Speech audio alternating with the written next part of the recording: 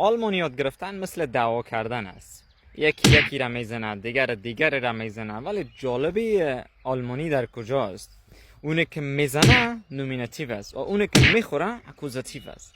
حالا ببین چقدر دعواست. مجبور من اینجا قاضی بشم تا این موضوعات حل کنیم. پس let's go. Ich sehe den Mann. من اون مرد را لط نمیکنم، میبینم. یا من اون مرد را میبینم. کی اون مرد را میبینه؟ من. اگر من نباشم که کسی نیست را ببینه. پس من هستم که او را میبینم. آغازگر جمله هستم.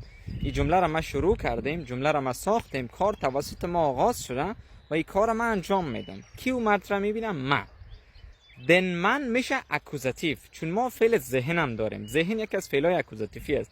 شما باید فعلای اکوزاتیفی را هم روزانه حفظ کرده برین که ما بیشترین افعال اکوزاتیفی داریم در زبان آلمانی. پس دن من میشه اکوزاتیو.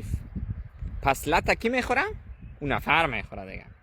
اینال جمله ما را اگر برعکس کنیم، اینال اگر بخوایم که ملت ما بخوریم، ما را لط کنه، چطور میشه؟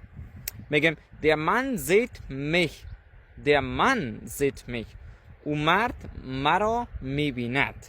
یعنی جمله را اینال اون نفر آغاز کرد دیگه، اون مرد آغاز کرد.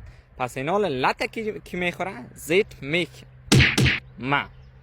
در این صورت دیگه ما بیچاره میشم. پس به این صورت اکوزاتیو را اگر میخواین بزنین، درست بزنین. اوکی؟ یعنی تیر و طایفه‌اش را تمام کنین به این اساس. پس زمانی که کار را انجام میدی تو میشی نومیناتیو. زمانی که دلت میخوای سر کس خالی کنی، او طرف میشه اکوزاتیو. بس بلد.